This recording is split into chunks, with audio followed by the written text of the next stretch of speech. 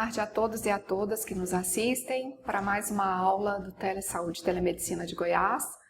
Meu nome é Márcia Cristina Moura Rezende, eu sou fonoaudióloga e enfermeira no estado de Goiás e estamos falando a respeito de fissuras labiopalatinas e malformações crâniofaciais. Semana passada eu estive com vocês trabalhando alguns conteúdos. Nós falamos um pouco na parte 1 do que esperar quando se espera, o bebê real versus bebê imaginado.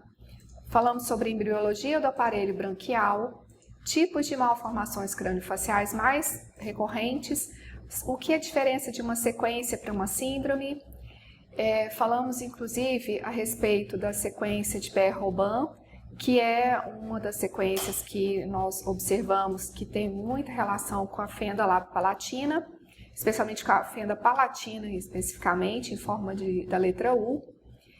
Normalmente é uma fenda pós-forame incompleta, ou fissura pós-forame incompleta. E um dos grandes famosos no Brasil de uma sequência de Behr-Robin é Noel Rosa. Hoje, ainda na parte 1, falamos um pouco a respeito das reações parentais, a importância do acolhimento, dessa equipe que faz o acolhimento desses pais, dessa criança, os tipos de fissuras, qual a etiologia, a prevalência e incidência no nosso país e as primeiras atuações. Hoje, na parte 2, nós vamos dar seguimento falando sobre a amamentação, a alimentação natural versus artificial, posições para a amamentação, vias alternativas de alimentação quando o aleitamento materno não é possível, quais são elas, uso de chupetas, bicos e mamadeiras, se usar, não usar, como usar.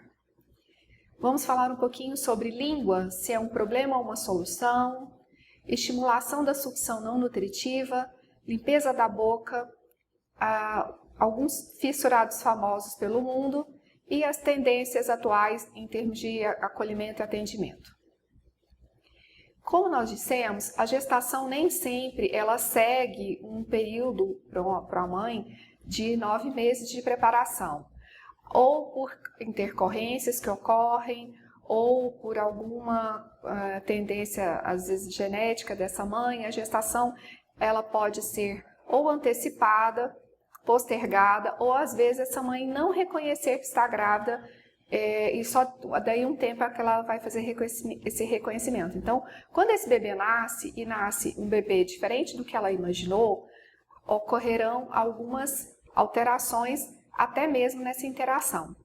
Quais são os aspectos que nós devemos considerar ao pegarmos uma pessoa, uma criança com algum tipo de malformação? Nós temos que verificar a idade que ela nos chega. Por quê? Se for bebê, a gente tem uma tendência a vários tratamentos precoces que vão melhorar a qualidade de vida dessa família, desse indivíduo e um prognóstico melhor. Eu já peguei indivíduos com 51 anos de idade que não tinham feito nenhum tipo de cirurgia, até um caso assim que morava em Minas Gerais, numa fazenda, e depois de muito tempo ficou sabendo e veio até Goiás para fazer a sua primeira cirurgia. E foi um resultado bom para a pessoa, inclusive, porque foi uma coisa que ele queria há muitos anos, mas a gente teve, em termos de fala, um comprometimento de fala que não foi eficientemente corrigido. Deu uma melhorada bastante, mas a gente não conseguiu que ele tivesse uma fala tão boa quanto uma outra pessoa que foi acolhida mais nova. Qual o tipo dessa malformação? Se existe uma presença de uma síndrome ou sequência associada, outras comorbidades, se a pessoa em questão tem algum retardo neuromotor, qual é o nível socioeconômico cultural, como é essa aceitação familiar e social, como a própria pessoa se aceita, a origem e o meio de transporte, porque tudo isso a gente vai verificar se a pessoa vai fazer uma adesão aos tratamentos, se é fácil o deslocamento dela, como que é isso. Então, não somente com malformações crâniofaciais, mas nós vemos que muitos familiares acabam mudando de residência para que tenham seus filhos atendidos nas cidades. A religiosidade como um todo, independente do tipo de religião, mas a religiosidade ela tem um fator muito positivo ou às vezes negativo em relação à perspectiva de prognóstico para essa criança, para essa família. Como estão as funções neurovegetativas, especialmente respiração, sucção, deglutição e a mastigação? Lembrando que para todos nós sobrevivermos, nós precisamos primeiro respirar adequadamente. E a nutrição, né, no caso da nutrição, ela é extremamente importante para o desenvolvimento, tá, como um todo. E nós dissemos que nossas crianças, né, são os nossos grandes mestres do ensino. Porque com cada uma delas nós aprendemos de uma forma diferente. E cada criança, ou cada adulto, cada pessoa, cada ser individualmente, ela tem potencialidades e limitações. E nós também, enquanto profissionais, nós também temos que ser humildes e reconhecer as nossas limitações e as nossas potencialidades. Quando a criança nasce, é feito alguns testes, como o teste do olhinho, o teste da orelhinha, o teste da linguinha, além do exame do pezinho, do teste do pezinho para observar, hoje todos regulamentados pelo Ministério da Saúde no nosso país. O que a gente percebe na criança com fenda labiopalatina, especialmente palatina, é que ela pode ter algum comprometimento e a gente não conseguir, às vezes, fazer o exame normal de emissões otoacústicas. Eu mesma eu já fiz muitos testes, eu tinha esse aparelho Otoport, muito bom, porém eu já tive casos de crianças que eu tive que pedir para voltar daí uma semana ou 15 dias, para a gente tentar refazer o teste, e mesmo assim o teste deu inconclusivo, então essa criança foi referenciada para outros testes mais elaborados, porque a criança com fenda labiopalatina, ela pode ter uma disfunção tubária maior, né, e isso prejudicar no primeiro instante a audição dela, então o posicionamento, quando a gente for falar de posicionamento de amamentação, de aleitamento, de oferta de alimentação, vai ser muito importante para que a família esteja atenta a isso para não prejudicar a audição. O ideal do teste da orelhinha é que ele esteja realizado entre a gente diz, o terceiro e o 120º dia após o nascimento, ou seja, do terceiro dia até os inícios, né, o início do terceiro mês de vida. Por quê? A criança, primeiro, ela precisa experienciar os sons, então por isso que não é adequado ela já nascer e naquele mesmo dia ser realizado o exame. Ela precisa ter um contato sonoro com o meio ambiente externo. Internamente, a gente sabe que durante a gestação ela vai estar recebendo não só a voz materna, mas os estímulos de vozes que tiverem no ambiente, e ela precisa ter uma maturação de pelo menos 3 dias para que isso fique mais fidedigno. Com a questão de várias coisas, a gente tem percebido que alguns hospitais eles têm feito muito precocemente para poder dar alta para o paciente, e a gente pede então que o alerta, que a própria família observe alguns comportamentos para a atenção auditiva daquela criança, caso seja necessário procurar um especialista, né, para realmente fazer uma avaliação mais completa. Bom, as orientações básicas quando o bebê nasce, além do que a gente verifica, né, que olha, então, seu filho tem uma malformação, existem essas possibilidades, existem tais recursos. A questão de custo é importante que a família saiba, né? Muitas coisas nós temos já amparadas pelo SUS, outras não. Como a pessoa pode recorrer, aonde ela pode ser referenciada, como ela pode ser encaminhada.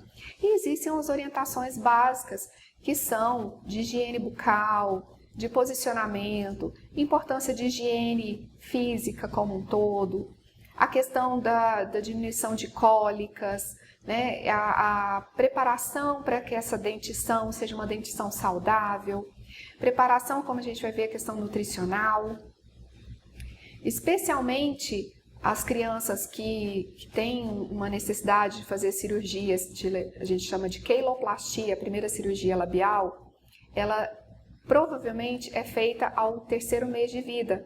Para isso, a criança ela precisa estar com um peso adequado, ela deve estar com a musculatura trabalhada. Então, muitas vezes, a gente vai percebendo que a amamentação, ela é um ponto extremamente importante.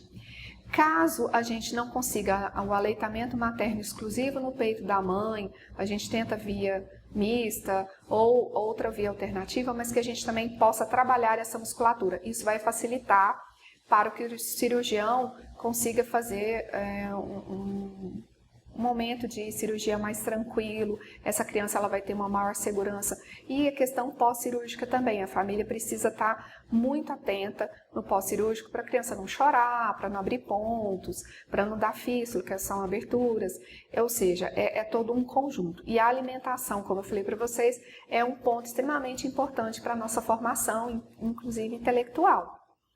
E alguns hábitos eu gostaria que vocês observassem, né? Quando mostra aí esse bebê chupando o dedo e a outra mãe tentando um desmame. Quando a mãe vai trocar o peito, é muito interessante que ela coloque, ela não tire o peito de uma vez, ela coloque o seu dedo mínimo na boca da criança para ela ir soltando aos poucos o mamilo, até mesmo para prevenção de rachadura no mamilo, tá? Então são cuidados muito simples, mas que tem uma repercussão muito boa caso você consiga atender isso. Como eu falei para vocês, a gente sempre pede, e isso é válido para todos nós, que nós tenhamos uma alimentação mais que adequada, uma alimentação colorida. E nós sempre referenciamos que essa dieta ela tem que ser uma dieta que seja acessível para aquela pessoa, para aquela família. Então, normalmente eu costumo orientar que as pessoas façam a alimentação com as frutas, os legumes que estão naquela estação. Sempre lembrando do colorido, isso fica um pouco mais fácil para a pessoa. E muitas vezes eu já peguei casos de crianças com diabetes, né? E aí a gente também precisa às vezes lançar mão de uma nutricionista para auxiliar nesse processo, para ver que pode ser possível uma alimentação perfeita, saudável, sem a criança ficar com restrições além, né, do doce ou com restrições acima do que se pede, porque tem algumas pessoas que falam, então eu vou tirar tudo, vou cortar tudo, mas esquece que o arroz é carboidrato, o feijão é carboidrato, e muitas vezes esse acúmulo de carboidratos é que vai alterar a glicemia. Então muitas vezes ela não come um doce, ou pessoas com pressão, com hipertensão, né? A gente tem crianças hipertensas também, então observar se ela não está consumindo sal a mais, né, do que o necessário, ou alguns, inclusive, conservantes de alguns alimentos que ela consome que podem ter sódio. E isso está causando um aumento de pressão arterial em função da alimentação. Como eu disse para vocês, a amamentação, especialmente na década de 90, aqui no nosso país, ela foi reincentivada. Por quê? Houve um momento em que a questão das mulheres trabalhando fora, a questão nutricional sendo mais fácil da gente comprar coisas mais processadas, congeladas, isso interferiu não só na nutrição materna, mas também na nutrição das crianças. E os bebês, eles tiveram que ser reaprendidos a ser aleitados por sua mãe. Inclusive, até a forma, né, que a gente diz que o peito ele é o primeiro aparelho ortodôntico que a criança conhece, porque ele exige um esforço maior do que uma mamadeira, do que uma chupeta. A sucção é bem menos potente do que no peito materno. E muitas coisas que parecem muito simples, elas às vezes não são muito conhecidas. Por mais que a gente fale da importância da amamentação natural, ainda existe o preconceito de algumas mulheres achar que o peito vai cair, que ela não vai, né, dar conta de ter leite, produzir leite, ou muita pressão para ter um parto normal. Muitas vezes a mulher ela entra num processo de estresse tão grande que ela não consegue produzir leite inicialmente, nem o colostro, que é um leite inicial, ela não consegue, ou se tem um parto por cesárea, ela, em relação à outra mulher, ela pode ter um tempo maior para a preparação desse leite, para a descida desse leite. E a forma como essa mulher vai ser conduzida pode repercutir para facilitar ou não a amamentação. O outro fator que a gente também vai ver é a questão da forma da língua e também o freio lingual e labial. Então, se essa mãe, né, ela observa que seu bebê ele não está sugando adequadamente, ele não consegue abocanhar diretamente o seu peito, então a gente tem como intervir e às vezes, de uma certa forma, apenas com posturas e orientações simples, até a necessidade de se realizar uma frenectomia, que é o PIC, o famoso PIC lingual, para que haja uma liberação. Como eu falei anteriormente, eu já peguei alguns casos de crianças mesmo, prematuras ou recém-nascidas com dentes. E esses dentes são de fraca inserção, tem que ser feita uma avaliação com o odontopediatra para verificar a retirada ou não desse dente, porque ele pode ser broncoaspirado durante o aleitamento ou mesmo quando a criança estiver dormindo. A forma da língua dessa criança também ela é importante, porque eu já peguei casos de criança até com freio lingual pequeno, curto, mas que a criança ela tinha uma capacidade de sugar incrível, então não fiz a intervenção nesse momento.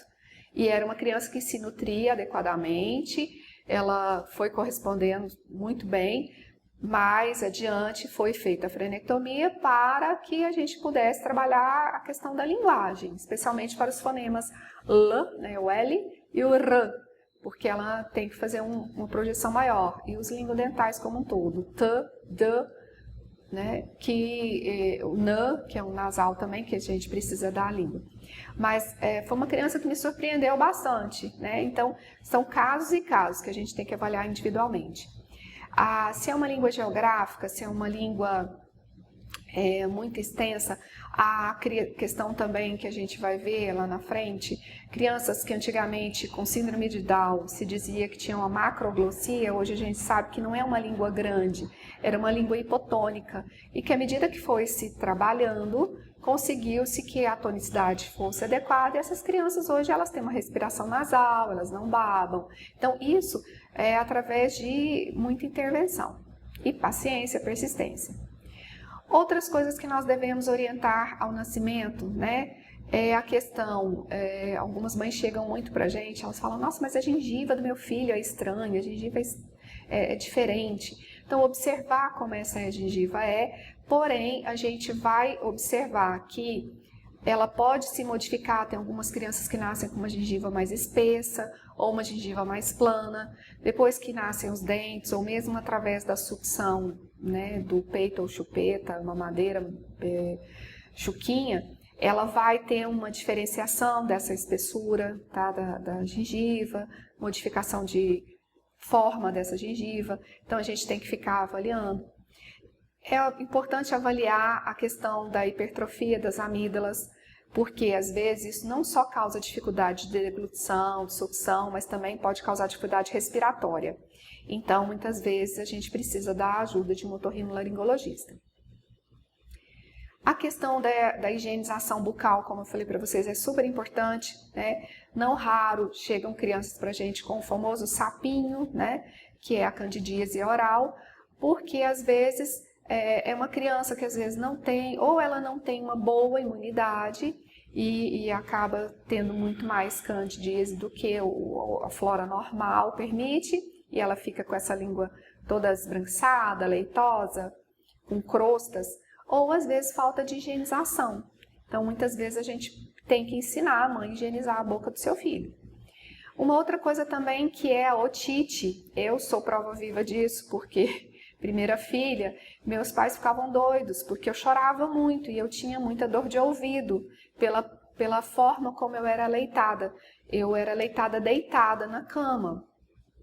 E muitas vezes a criança, como ela tem uma tuba auditiva no início muito pequenininha e ela é mais horizontalizada, eu encharcava de leite, então eu tinha dor de, no caso, ouvido, e meus pais achavam que era dor de barriga. Então, como criança tem muita cólica, né, me dava muito remédio para cólica e não melhorava. Até que alguém, né, teve a brilhante ideia, isso já com uns 3, 4 meses, de falar, olha, essa menina deve estar com dor de ouvido, né? E assim, passando por pediatra, passando por outras pessoas, e demorei um tempo, né, até meus pais descobrirem que não era dor de barriga. Quando a gente fala sobre alimentação artificial, a gente vai fazer todo o empenho para que se haja o aleitamento natural, mesmo que a gente tenha que fazer o complemento, tá? Com a chuquinha, com a mamadeira, com um copo, com uma colher. A gente vai tentar sempre priorizar o leite materno.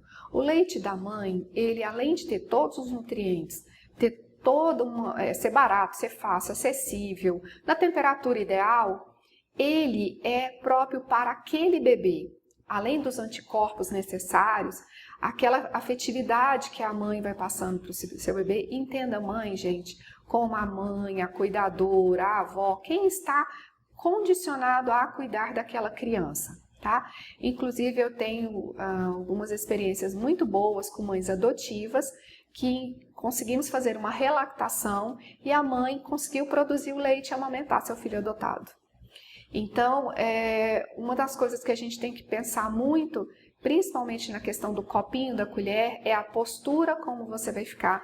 Sempre que a mãe vai fazer o aleitamento, ela tem que estar numa posição confortável, tanto para ela quanto para o bebê. Além de confortável, um local seguro também para os dois, tá? A gente vai ver um pouco sobre bicos e mamadeiras daqui à frente. Como eu falei para vocês, além das vantagens desse aleitamento natural, né, vitaminas, proteínas, uma série de coisas que a criança vai estar fazendo, ela vai estar tendo uma estimulação dos órgãos sensoriais bucais. E a criança, normalmente, ela vai fazer o seguinte, ela suga, respira, mas ela não solta o peito. Normalmente, ela faz uma pausa da deglutição, às vezes quando ela começa a não querer mais, quando ela está saciada, ela já começa a colocar a linguinha, ela começa a brincar com o peito da mãe, então às vezes você já sabe que ali ela já está saciada, ela já está bem. É interessante a gente também dizer para a mãe que esse primeiro leite, por que a gente fala do revezamento dos peitos? Porque o primeiro leite que a mãe tem, aquele bojo inicial, ele é mais um leite rico em água. E o leite que vai fazer o bebê realmente ter o seu peso ponderal, né, adequado, a ter uma questão imunológica, é o leite que está mais na parte interna do peito. Então é preciso que a criança ela suga aquele primeiro leite, que é rico em água, né, em hidratação geral, por isso que a criança que normalmente é aleitada no peito da mãe, ela não tem necessidade, por isso que se fala aleitamento exclusivo nos 6 primeiros meses. Mas a criança que ela passa para o aleitamento artificial, né, e é muito interessante que alguns falam, não, meu filho não toma leite de vaca não, ele toma leite de latinha. Mas o leite de latinha, normalmente ele é de leite de vaca, de cabra, de soja, de algum outro, né, veículo que não o materno. Existem os bancos de leite maternos que a gente também incentiva para que as mães que têm um excesso de leite façam a doação, para que outras crianças também possam ter esses nutrientes. Aqui a gente tem os bancos de leite que funcionam muito bem, as pessoas são bem capacitadas, treinadas, toda a equipe, né? Especialmente a equipe de enfermagem, que está sempre lá 24 horas, e eles têm inclusive um sistema de buscar o leite na casa dessa mãe, quando ela faz a doação regular. E isso tem também melhorado o cognitivo de muitas crianças. Então a gente tem que observar que o aleitamento ele é algo extremamente importante, não só para a alimentação da criança, tá? Mas como um todo. O que a gente tem que observar principalmente durante a amamentação? O posicionamento da mãe, do bebê, visando o conforto, como eu falei para vocês, a pega desse peito, como é que é feita essa ordenha manual, porque às vezes quando a mãe volta a trabalhar, ela ainda produz leite, e às vezes ela para não dar uma mastite, para não ter febre, para não ter alguns desconfortos durante o trabalho, ela precisa fazer essa ordenha manual. quando é extraído com o extrator, né, ou tira-leite, como a gente brinca, manual ou o elétrico, tem que ter um cuidado, questão de higienização, uma série de coisas também. O tempo de mamada, a criança que ela fica mamando muito tempo, gente. Uma criança que tem uma sucção alterada, né? Ou ela tem uma sucção boa, mas um tempo muito prolongado, uma criança que começa a transpirar, principalmente na testa. Então, a gente às vezes tem que orientar essa mãe para tirar esse bebê um pouco, deixá-lo descansar. Por quê? Durante essa amamentação, ele está perdendo mais energia do que ele consegue absorver. Então, isso que é interessante a gente observar como um todo. O lado da fissura, quando a criança tem uma fenda, deve ser estimulado. Eu tenho excelentes experiências que a gente não precisou usar nenhum tipo de obturador, nem colocar fita de transpore, micropore no lábio para a criança conseguir a sucção. Às vezes não foi uma sucção perfeita, a gente teve que fazer um aleitamento misto, né, um complemento numa mamadeira, numa chuquinha, mas a criança conseguiu trabalhar aquela musculatura que vai ser importante também para a fala e para a cirurgia, para uma série de coisas. Sempre observar se há presença de refluxo, tá, ou regurgitação nasal, porque isso causa um impacto muito grande. Pensa você dar uma comida para o seu filho, dar um peito para o seu filho e sair leite pelo nariz, pelo ouvido, pela boca, por tudo quanto é lugar. A mãe se apavora, ela acha que ela vai matar o filho dela. Então é importante a gente estar ensinando, estar incentivando esse aleitamento de uma forma segura e confortável para todos.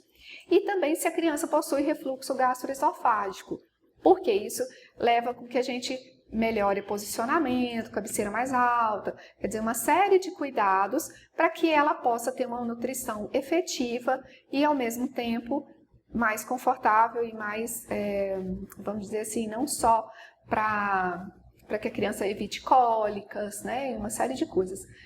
Quando a gente também não tem como ofertar, então, o peito, né, exclusivamente, nós vamos pensar em outras alternativas, né, que pode ser uma relactação, pode ser a utilização de um copo, de uma colher, de uma chuquinha, fazer mais furos no bico, tá? Ou mesmo algumas estratégias que a gente vai ter que lançar a mão, que são estratégias ou de vias alternativas, como sondas, ou a gastrostomia, que, a meu ver, ela é um último recurso, a gente tenta utilizar todos os outros e realmente quando a criança não tem viabilidade, é um risco muito grande para a vida, a gente lança a mão. Como eu falei para vocês, é importante que a mãe ela coloque o bebê bem posicionado para que haja um estímulo, para que a pega seja boa. E muitas mães elas têm o costume de usar, como essa mãe aí, o dedo apoiando o peito. Quando essa mãe ela faz isso, porque às vezes a mama é volumosa, né, ela não tem, às vezes, um controle efetivo, a gente pede para ela só realmente apoiar, sem apertar. Porque se ela apertar, ela vai estar fechando os ductos glandulares por onde o leite sai, porque o leite ele não sai num esguincho só, ele sai por vários furinhos e esses vários furinhos fazem um guincho total. Então é interessante que essa mãe ela saiba disso, né? A posição para o bebê amamentar, como eu falei para vocês, ela é muito individual. Eu vou passar algumas coisas para vocês que eu não sou uma fonoaudióloga convencional, não sou enfermeira convencional, não sou uma técnica em enfermagem convencional, não fui professora convencional, porque eu acho que cada pessoa eu tenho aprendido um pouco. Então, nesses meus anos, né, já 28 anos de fonoaudiologia, eles têm me ensinado que, de enfermagem, gente, é uns 30 e lá vai pedrada. Então, imagina, eu sou novinha na profissão, né? E eu acho que isso é interessante, porque a gente também vai se aperfeiçoando, não só com a tecnologia, com o conhecimento, mas com os mestres do ensino, que são os nossos pacientes, a nossa família. Um dos cuidados que eu falei para vocês é a questão do mamilo, né? Porque a criança ela tem que abocanhar, não é o mamilo, ela tem que abocanhar a areola ou a auréola, que é essa parte mais escura do peito. Inclusive, mães que nunca leitaram, elas vão ter a auréola mais clara. A mãe que mesmo, né, já tendo uma gestação, não tendo tido o bebê, né, o bebê natimorto, ela tem essa auréola um pouquinho mais escura. Antes, há alguns anos atrás, a gente fazia muita massagem no mamilo. É interessante a mãe fazer? Dependendo do tipo de mamilo, se for plano, ele não tiver um bico, é interessante a mãe começar a fazer algumas estratégias para a formação desse bico.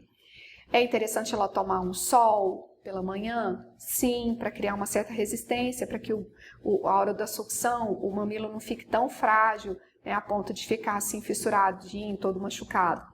É interessante que essa mãe, ela comece a usar uma bucha também durante o banho, para estar estimulando isso durante a gestação? Sim, mas a gente hoje tem mais convicção de que após o nascimento é que esse mamilo ele vai estar especialmente preparado para aquele bebê.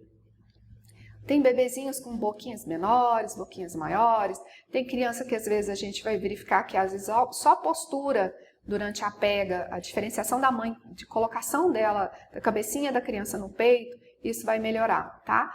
E quando tem essa rachadura ou fissura mamilar, a gente pode lançar a mão até das técnicas mais simples, como o uso de banana verdolenga, que é aquela banana meia vez, nem verdinha e nem muito madura. A gente pega a massinha da banana, tira a baba, tira aquela massinha branca e coloca no mamilo para dar uma refrescada. Existem algumas mães que falam que dói muito, mas às vezes a gente consegue uma melhora rápida.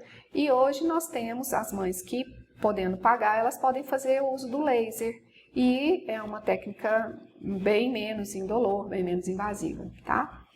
Como eu falei para vocês, a técnica de posicionamentos para amamentação. Essa é uma delas, a gente diz que é a clássica ou a de Madonna, né, das matronas. Só que o que a gente faria uma correção? A gente vai tentar colocar essa cabeceira do bebê um pouquinho mais acima. Lembra que eu falei que a tuba auditiva da criança, quando nasce, ela é mais horizontalizada? Se eu coloco o bebê totalmente deitado, ele vai ter uma chance maior de ter dor de ouvido por entrar algum, ou não só alimento, né, um leite, alguma coisa, mas também ar nessa tuba auditiva e ele não conseguir fazer a descompressão adequada. Eu tenho, por exemplo, gêmeos. E como que eu vou fazer para amamentar? É difícil, né? Mãe de gêmeos, trigêmeos, quadrigêmeos. A gente acha que é muito fácil, né? A logística é um pouco mais difícil e a amamentação não deixa de ser também.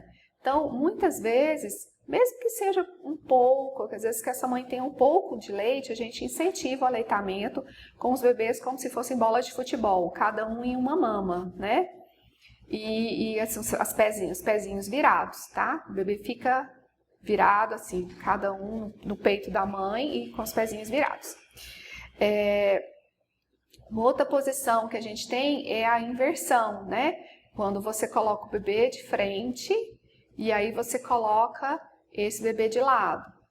Algumas mães referem que essa posição é um pouco incômoda e às vezes a gente, como essa última posição aí, põe o bebê deitado, mas a gente pede para ele levantar a cabecinha para não ter problema de dor de ouvido, para colocar a barriga com barriga, para evitar cólica, porque alguns bebês, por mais que eles suguem e não soltem o peito, eles às vezes deglutem ar durante a sucção e isso vai fazer com que eles tenham cólica. A posição que a gente também utiliza, que é muito legal, é a do cavaleiro, que a mãe coloca o bebê com o rostinho de frente para o peito dela e as perninhas nas suas cinturas, né? Então o bebê fica meio que enganchado. Mãe cigana, mãe africana, né? Dependendo da cultura, isso já é uma posição tranquila para elas, né? Algumas índias, elas também costumam usar muito essa posição, tá? O ideal é você ter uma posição confortável para que você tenha um aleitamento mais tranquilo possível, um ambiente confortável. Quando eu tenho alguns problemas, né, que eu não consigo aleitamento, então eu vou passar para as vias alternativas. Seja ela uma sonda nasogástrica, orogástrica, nasoentérica, oroentérica. Eu preciso do pai também, né, participando desse momento. Eu acho que é importante quando você tem uma família participativa. Às vezes também já aconteceu o caso da mãe ficar em uma UTI, o bebê em outra UTI, e esse pai ter que fazer toda uma logística para estar acompanhando as coisas, e muitas vezes até que se restabeleça, muitas vezes a gente pediu não só a mãe canguru, mas o pai canguru, para poder essa criança ganhar peso, né, chegar a um peso ideal para poder ter alta. E a gente tudo tem que ser ensinado, tá? Quais são, então, os benefícios e alguns prejuízos quando a gente tem essas formas alternativas, né? O grande problema quando a gente não consegue aleitar pelo peito é que a criança ela vai ter que usar um corpo estranho para que ela seja aleitada ou alimentada.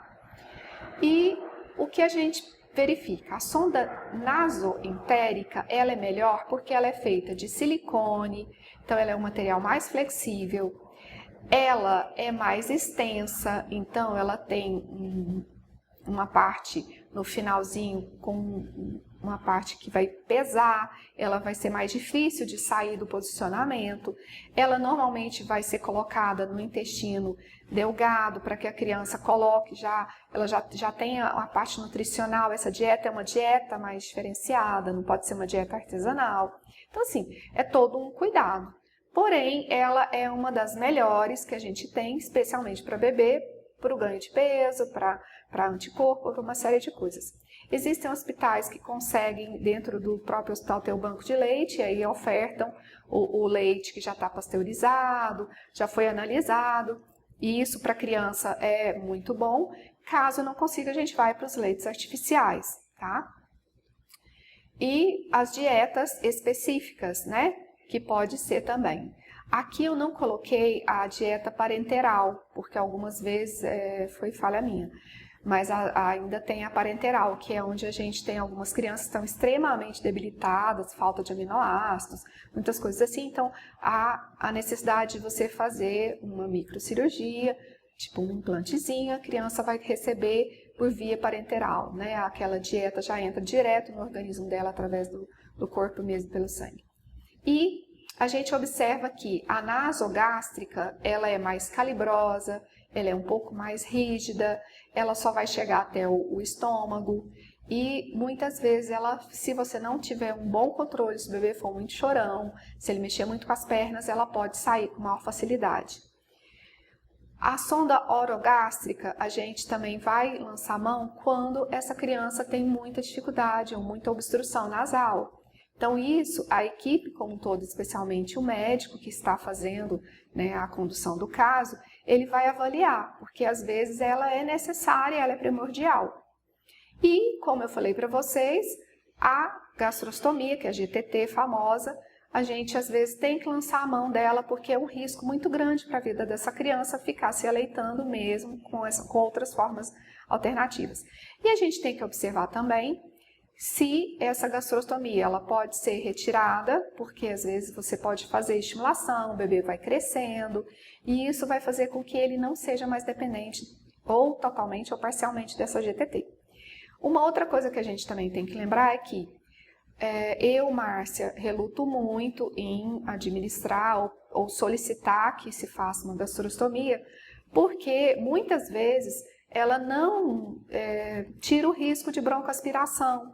Porque a criança, às vezes, ela broncoaspira saliva, ela broncoaspira ou ela tem um refluxo gastroesofágico, e é o refluxo gastroesofágico, é o suco gástrico que está causando essa broncoaspiração. Então, assim, por isso que eu falei que cada caso é muito individual e a gente tem que analisar a criança como um todo, não apenas uma parte, tá? Uma outra coisa que eu quero alertar vocês é sobre esse blog das fissuradas. Um outro blog muito interessante, se alguém tiver interesse, é o Fissurados pela Mãe, tá? Então, muitas mães contam essas experiências, né? O que nós, principalmente fonoaudiólogas, né? Mas a gente tem, às vezes, também um incentivo de fisioterapeutas, enfermeiros, técnicos de enfermagem, auxiliares de enfermagem, para que essa criança ela tenha pelo menos um pouco de experiência, né? Que a gente chama de sucção não nutritiva. Eu não vou ofertar o alimento, porque às vezes é um risco para essa criança. Mas a gente faz, às vezes, como a colega está fazendo ali, um dedo de luva para estimular a sucção, trabalhar a língua, orbicular de lábios. E a gente também faz, às vezes, a luvinha, né? A chupetinha com a luva, tá? porque às vezes a criança ela precisa desobstruir a via respiratória, eu preciso posicionar melhor a língua dela. Então essa sucção não nutritiva, ela também é importante para que a criança ela tenha uma viabilidade. Por que então ofertar esses estímulos orais, né? A criança ela também ela deve experienciar, enquanto aleitamento exclusivo, ela não tem necessidade de água, mas à medida que ela utiliza alimentação de leite artificial, ela vai sim ter uma desidratação, mesmo que pequena. Então, muitas vezes é interessante que a gente observe essa oferta de água, a gente observa esse posicionamento lingual, como eu falei para vocês, esse é um menininho síndrome de Down, né, que foi bem trabalhado, bem estimulado, então a linguinha está perfeitinha, está ali, isso vai ajudar no desenvolvimento de linguagem, na alimentação, uma série de coisas. Então, essa experiência sensorial, por menor que seja, né, a gente faça com chuquinha, com copo, com colher, ou mais furos numa chupeta, ela é interessante, tá? E aí agora a gente chega, usar ou não chupeta. Eu tenho algumas crianças que se elas não querem, eu não vou insistir para que use, mas a gente sabe de vários relatos de familiares que diz que a chupeta ela é um grande cala-boca, né, para criança. Ela é um alentador, ela é um acalentador, ela faz às vezes a criança dormir. Então, tem muitos pais que incentivam a criança a utilizar a chupeta. Eu já tive casos de crianças que elas mesmas, quando colocavam mamadeira ou alguma chupeta na boca, elas cuspiam, elas recusavam, era como se fosse algo estranho. E o peito da mãe era beleza, tranquilo, e às vezes ela ficava só brincando com o peito da mãe para poder dar aquele momento de soninho. E aí nós temos algumas chupetas para variados preços, para variados gostos, para variados tipos de pessoas. A Nuuk, ela é uma das que mais desenvolveu, tá? Não estou fazendo propaganda, mas é só para vocês saberem que ela é a que mais desenvolveu chupetas e bicos especialmente para pessoas com fenolabiopalatina, tá? Mas a gente vai ver que nós temos vários e vários tipos, tá bom? E às vezes a gente tem que observar, às vezes é até engraçado, porque a pessoa gasta tanto dinheiro, compra tanta chupeta, tanta coisa, tanta mamadeira, tanto isso, tanto aquilo, põe, né, até chupeta do time, que o pai, a mãe torcem e tal, para incentivar a criança. E muitas vezes aquela criança, ela vai gostar daquela, assim, tipo aquela chupetinha de bebê, sabe, de bonequinha, de criança. Às vezes é aquele tipo, aquele modelo. Então, às vezes ela teve trocentos modelos, cada um mais bonito, mais caro que o outro, mais seguro do que o outro, transparente, um que já tem até um termômetro, né? Como esse ali abaixo, ele tem um termômetro que avisa se a criança está com febre ou não. Então, a gente vai observar aqui o que é mais importante e o porquê de se usar a chupeta. Especialmente quando eu quero trabalhar essa musculatura de língua, lábio, bochecha, palato, e quando eu preciso desobstruir a via aérea respiratória, tá? Sempre buscando coisas que foram, né, já estabelecidas pela Anvisa, pelo Inmetro, que são coisas mais seguras, tá? Quando a gente vai falar de chupeta, mamadeiras com chupetas diferenciadas, mais que bonitas, elas têm que ser também seguras, tá? Se tem ganchinho para segurar, se não tem, se ela tem desenho, se não tem. Então, tudo isso a gente tem que pensar questão de segurança. Como eu havia falado para vocês, a Nuuk ela desenvolveu desde um bico convencional, porque a diferenciação, se vocês observarem que ele tem uma chanfradura na parte inferior, ele é para soltar o possível gás que tiver, né? Porque a mamadeira, à medida que você vai eliminando o leite, ela vai juntando, acumulando ar ali dentro. Então, ele tem um dispositivo para retirar. A Avente também, ela já fez isso, tem um bico anticólico e tal. Então, eu estou falando da Nuuk, porque ela também se especializou em alguns tipos de bicos para crianças com fenda lábio-palatina. E a gente observa que tem algumas crianças que mesmo com esse bico, elas não conseguem o aleitamento, tá?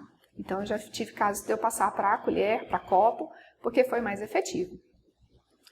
Como eu falei para vocês, a criança, ela deve fazer, tá?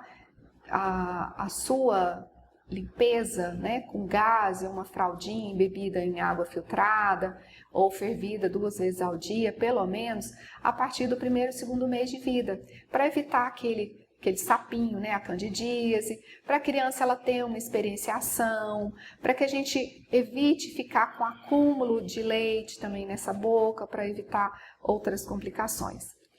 Após a erupção dos dentes, é interessante que a gente use ou uma dedeira ou uma escovinha, né, pequena. A gente tem vários modelos assim de várias empresas que eles servem para tanto massagear a gengiva, massagear a língua e trabalhar essa sensibilização oral. Porque lembrando que a criança ela vai começar a utilizar alimentos diferenciados, especialmente para fazer a cirurgia de palato, que é a palatoplastia, quando a criança só tem fenda palatal ou já fez a primeira aos 3 meses, 4 meses, que é a queloplastia. A cirurgia de palato, ela é uma cirurgia que sangra mais, ela exige uma maior capacidade não só de peso ponderal da criança, mas também condições clínicas ideais. E uma delas também é a questão de higienização, tá? Tanto pré quanto pós-cirúrgica. A primeira visita ao odontopediatra deve ser realizada por volta do 4º mês de vida, né? Ou antes, caso a criança tenha algum comprometimento. Mas é interessante que a criança só vá lá, olha, tá tudo bem e tal. Hoje já se sabe que o uso de flúor em massa causou grandes estragos, assim como alguns antibióticos que mancham o dente. Manchou, não tem como. Então hoje está tendo uma linha da odontologia que trabalha especialmente com esse tipo de retirada do uso do flúor, inclusive para que as crianças não fiquem, eles enquanto odontólogos e nós enquanto população, a gente tem usado o flúor em alta escala em vários produtos e isso houve uma sobrecarga em outras áreas do nosso corpo. Assim como a criança, ela precisa fazer sua higienização, ela precisa ser ensinada a escovar o seu dente, incentivada a fazer isso, né? Então, o odontopediatra, normalmente o profissional, junto com as ACDs, que utilizam de artifícios, estratégias para que isso seja feito de uma forma muito tranquila e, ao mesmo tempo, bem acessível, tá? Só para a gente ver o Bento e a sua trajetória, tá? Então, o Bento é um caso que ficou muito conhecido porque ele é neto do Marcos Caruso. A mãe, que é a Luísa, ela conta no blog todas as dificuldades de como foi passar pela fase de receber um bebê com fissura, quando ele foi fazer a primeira cirurgia, né, e como que eles usaram de micropore todos em casa para que até a própria irmã também acolhesse melhor, entendesse que ele tinha uma necessidade de alimentação diferenciada, não só medicação e tal. Então é interessante a gente ver como foi o pós-cirúrgico imediato e o tardio do Bento. Então tá lá para vocês olharem no blog.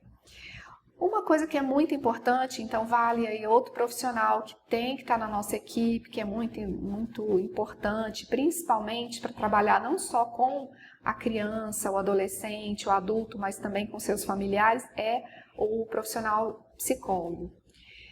Por quê? À medida que você tem uma criança com alguma alteração, quer seja, como a gente falou, uma malformação craniofacial, porque como é na face, ela fica mais evidente, é mais difícil você fazer de conta que não existe, ou que as pessoas, elas se assustam, muitas pessoas se assustam, né? E eu acho muito interessante porque criança, gente, ela é uma coisa muito pura.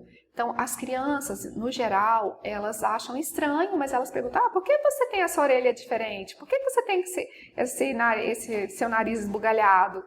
E às vezes a outra fala, numa maior tranquilidade. Eu tenho casos, inclusive, de que uma criança pré-Robin, ela teve que ficar entubada e depois traqueostomizada.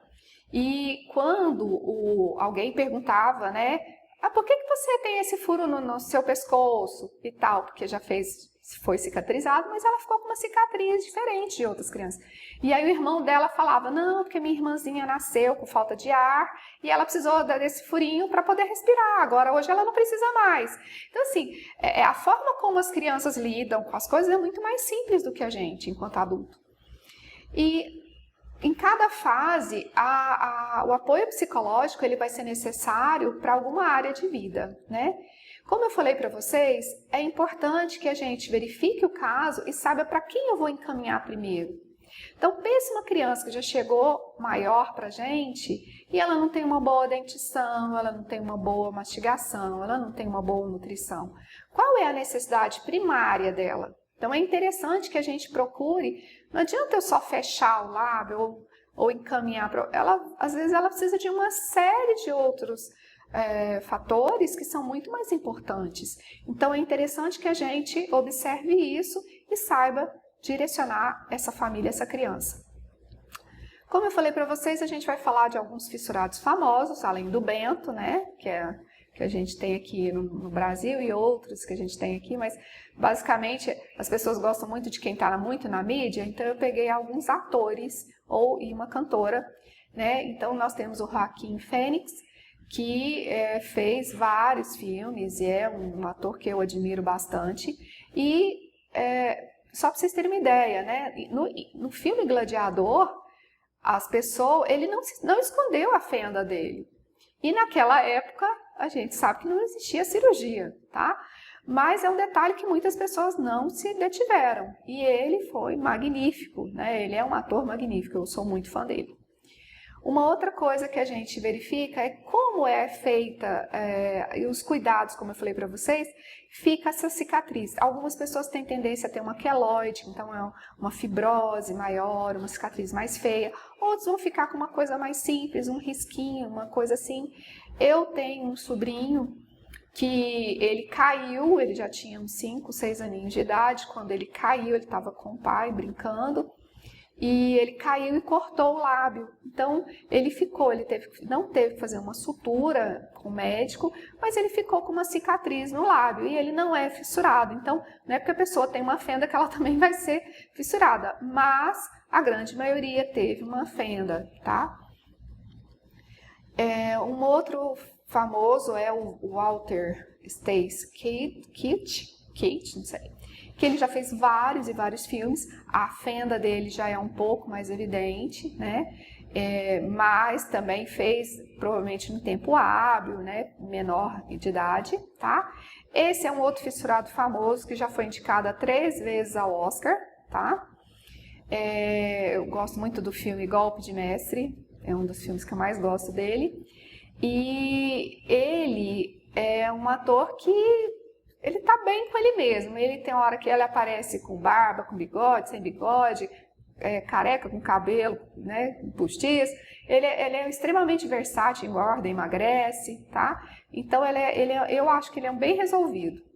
A Carmit Bachar, que ela é do grupo de dança, né, do Pussycat Dolls, ela teve fenda bilateral, tá? Então ela usa o Photoshop como recurso. Então, algumas mulheres, vocês podem ver, eu tô bonita, tô isso, tô aquilo, mas as pessoas às vezes querem sempre um retoque, né? Não só para barriga, culote, papada, alguma coisa, mas também para fissura, tá? Ela não é diferente.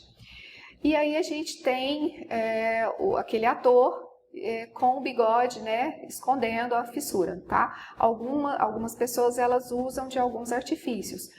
Se tem um problema na orelha, ela usa, às vezes, uma faixinha, alguma coisa para ficar diferente, para ninguém ficar falando, tá? Então, são artifícios que a gente utiliza. Eu vou falar agora rapidinho sobre algumas síndromes que têm a fenda labiopalatina normalmente associada. Uma delas é a síndrome de Edwards, que tem ocorrido com muita frequência de uns 10 anos para cá.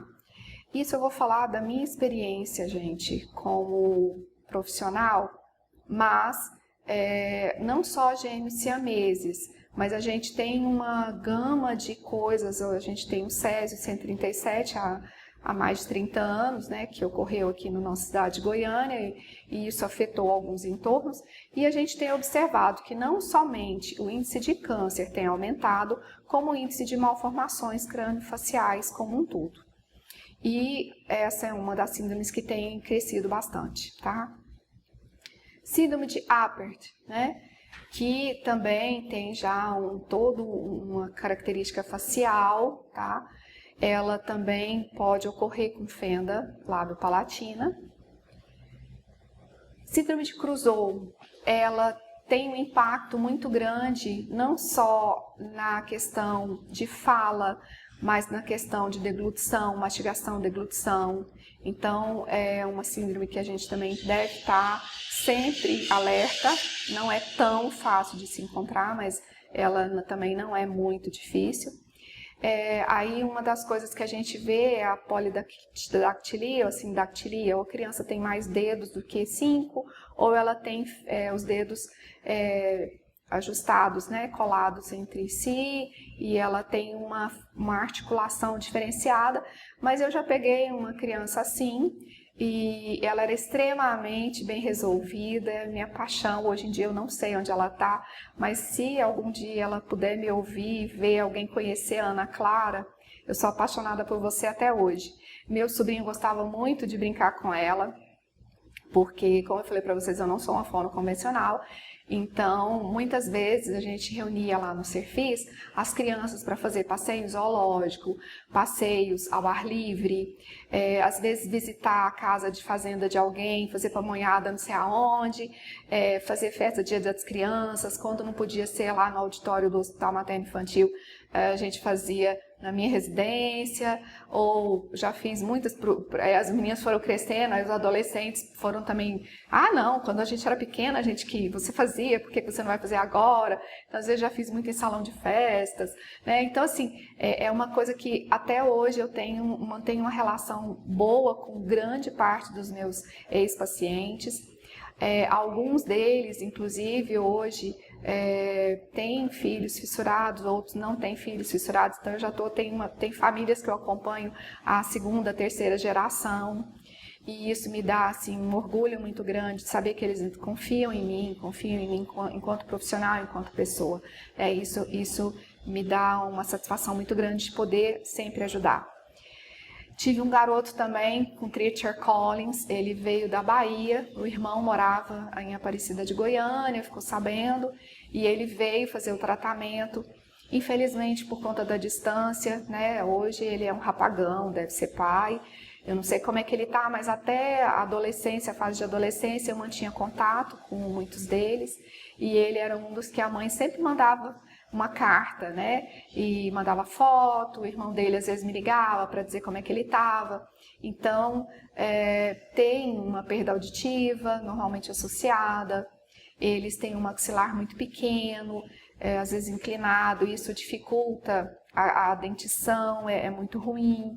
Então, como eu falei para vocês, são casos e casos, né, que a gente tem que observar e saber os ajustes para serem encaminhados.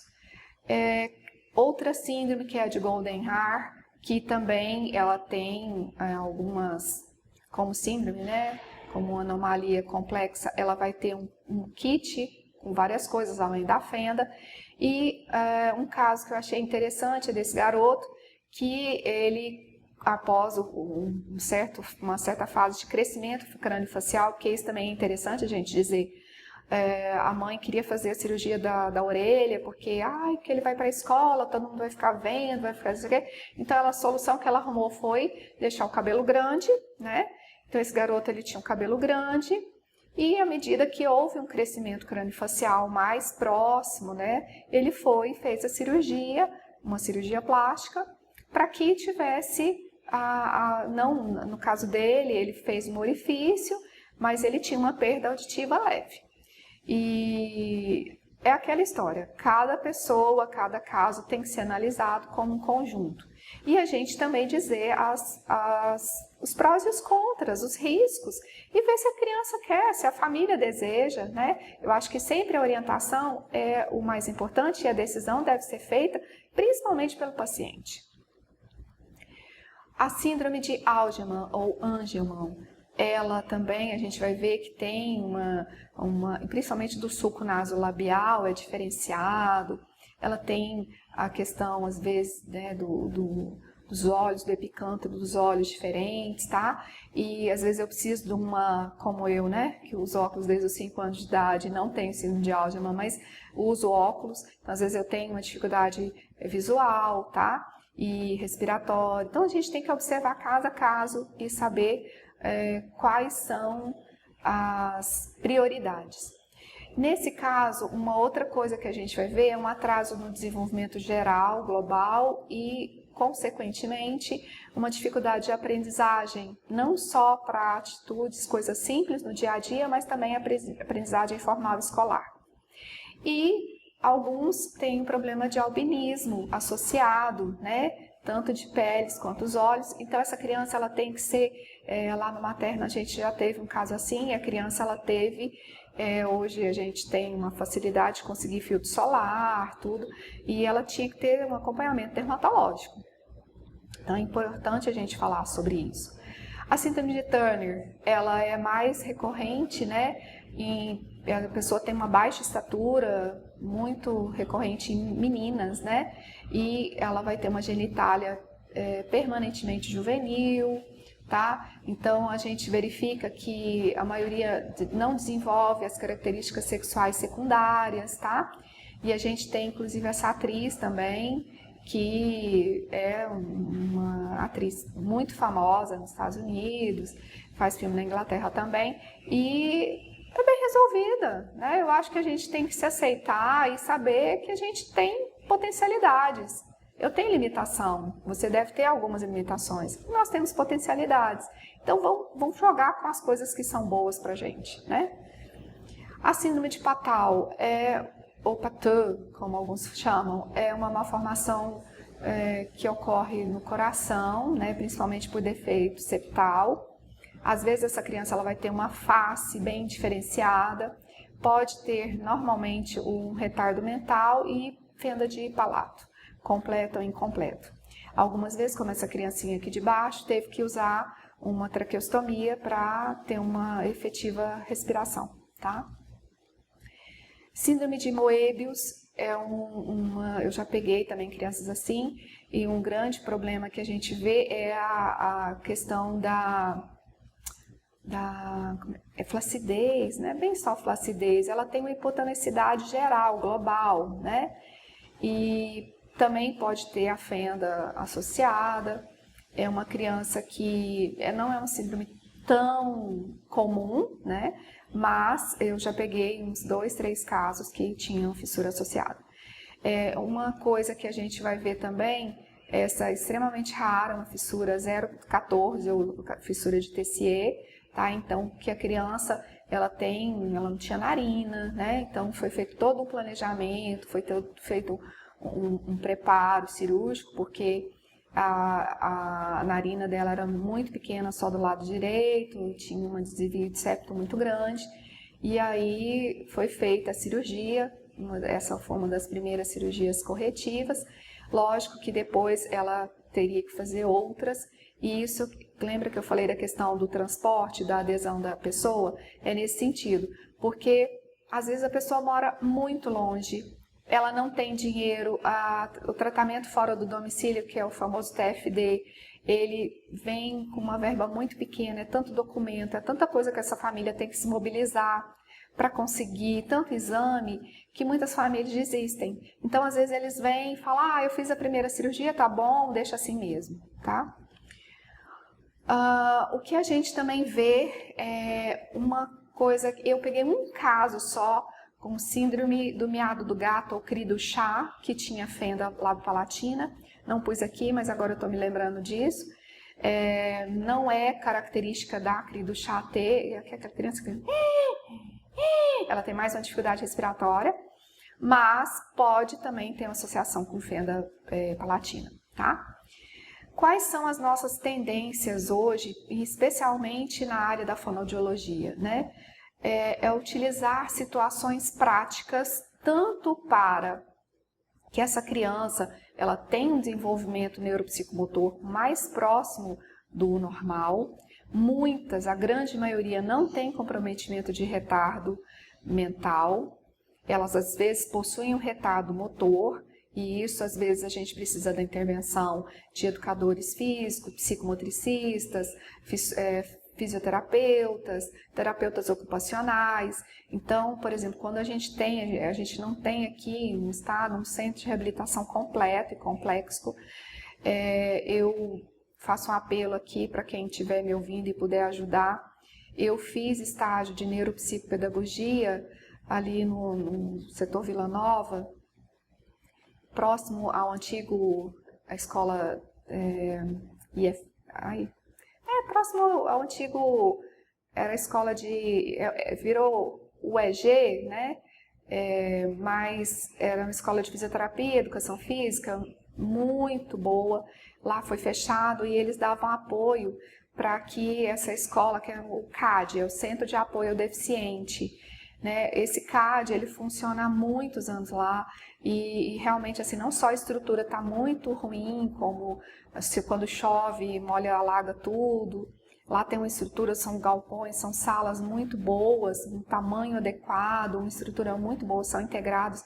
Eles têm horta, a Asdown, ela ocupa uma área dessa parte lá do CAD, só que hoje lá está muito abandonado, porque ficou entre a Secretaria da Cultura, entre a Educação, Cidadania, e as coisas não estão se resolvendo. Então, eu faço um apelo para que, se a gente pudesse colocar ela em plena atividade, como já foi muito boa, né? Na minha época de fonoaudiologia também fiz estágio lá.